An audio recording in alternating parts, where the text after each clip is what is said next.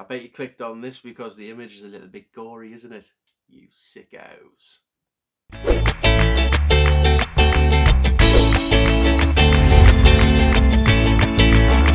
Hello there, and welcome to Behind the Weebs, a look behind the scenes of SunnyCon Anime Expo. I am Tucky at Tucky the Weeb on Twitter if you want to go and harass us. And this is another episode of Behind the Weebs. SunnyCon Anime Expo has a long history of failures. Just look at our worst of video. I believe it's episode 14. But today's episode, I'm going to be kind of expanding a little bit on one of the worst memories we have there, because there's a lot of untold stuff that kind of passes people by when we talk about previous events. And as I say, SunnyCon 4 for us has been the absolute worst.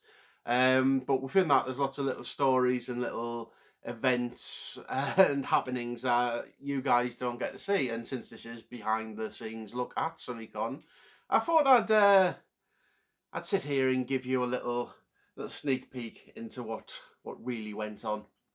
I've got a few pictures that you may or may not have seen on social media, and it all has to start with, well, the beginning. And the beginning of SunnyCon 4, we had a Wednesday. Now, the event runs on the Friday through to the Sunday, but Wednesday we had to go to the Pullman, and what the setup was we'd have a perimeter fence surrounding the Pullman. And if anybody can remember what that looks like now, even though it's been demolished, but around the edges we'd had a security fence, which first time we'd actually hired it in, because the previous year we ran, we had a lot of people reporting that people are getting in, or traders feeling like their stock didn't feel safe. So, you know, big it's just like a general construction security fence around it.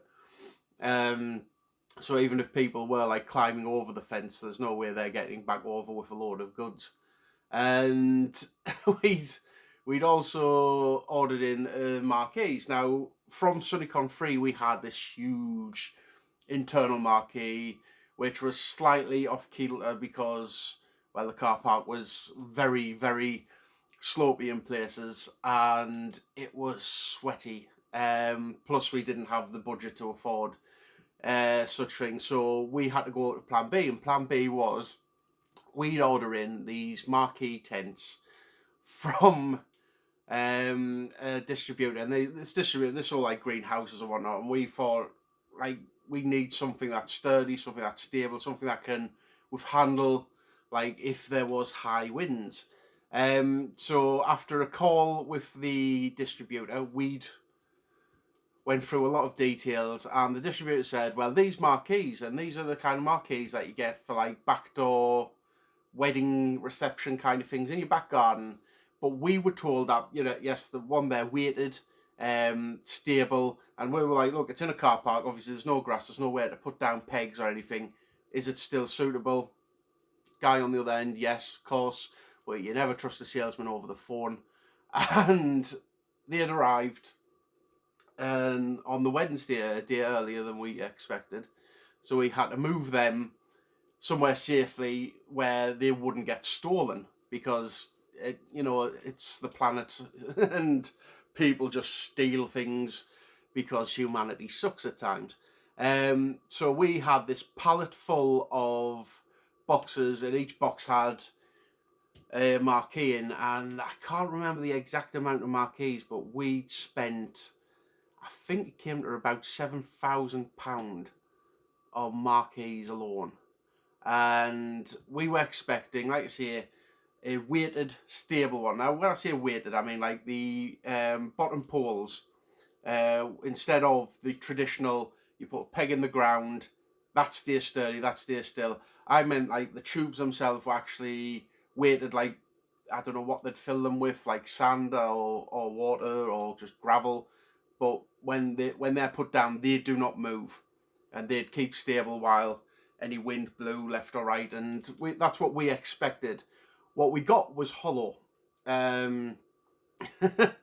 So first off, we weren't happy about that, and with it being 2 days away from the event, there was no way of sending them back and getting like a replacement or shopping around for another. So we had stuck there with, I think, thousands of pounds worth of marquee that were flimsy. So we had to kind of on the hop come up with a solution. And with this, we're behind the scenes again. There's a lot of paperwork that goes into the health and safety of any convention. Things such as we have to pay hundreds of pounds in insurance just to run like a 3-day event every year, and that insurance covers us for like damage, loss, injury at the event. You know, basically, if anything goes wrong and anybody tries to sue us, that's what the insurance covers. And these marquees, we went to our health and safety officer, and went health and safety officer, who was like a representative from the council, is like, well, they're not going to be stable enough. And we're like, yeah, no crap, what can we do? So under the guidance from them, what we did was we'd had to weight them down with sandbags. So we forked out about another £1,000 last second on some sandbags. And the thing is, the sandbags don't come pre-made. And we were right next to a beach, so, you know, what was stopping us from going over to the beach, filling them full of sand from the beach and bringing them back over? Apparently you can't steal sand from the beach. Or you can't borrow it, like, you know, fill the bags up, bring them over, put them down, then take them back. Apparently you can't do that.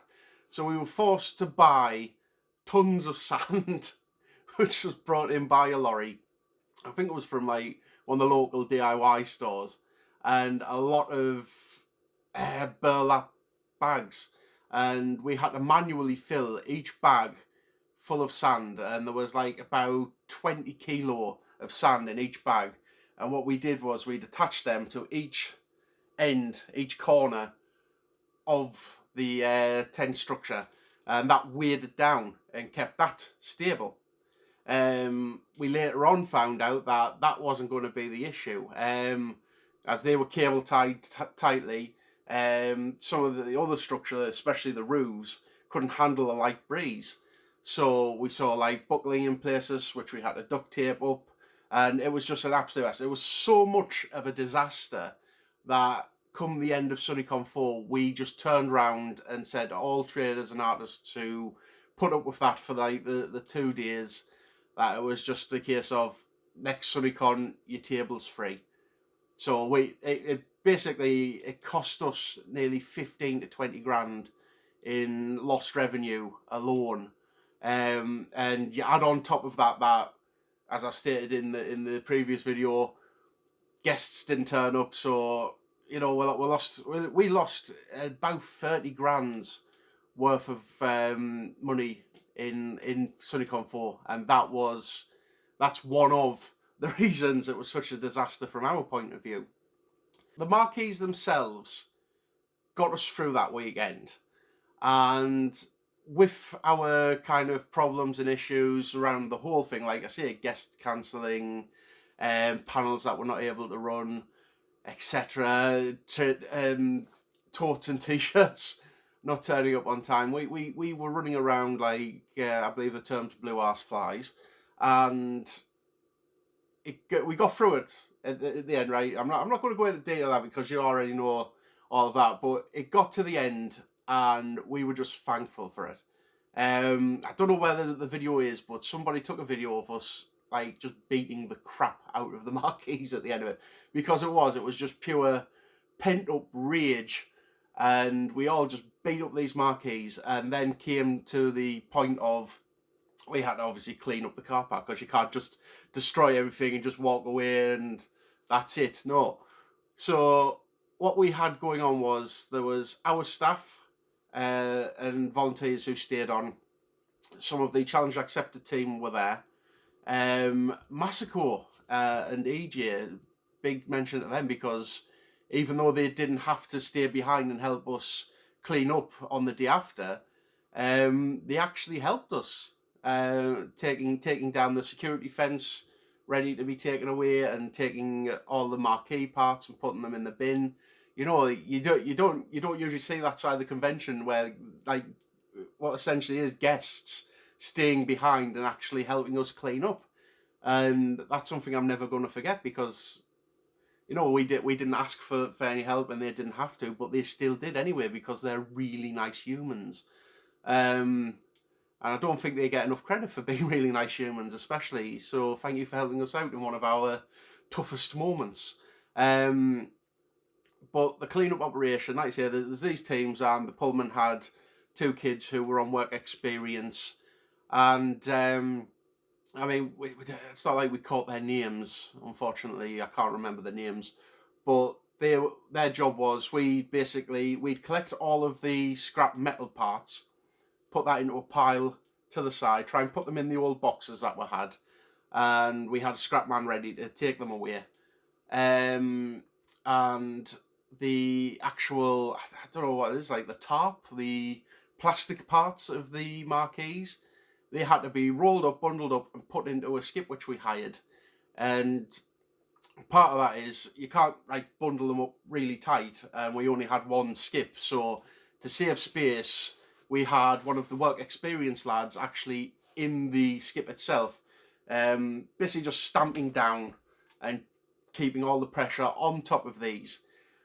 And in the clear up, we had this moment where we're just generally cleaning away and that, and one of the work experience lads is like, quick, go run, he's hurt himself.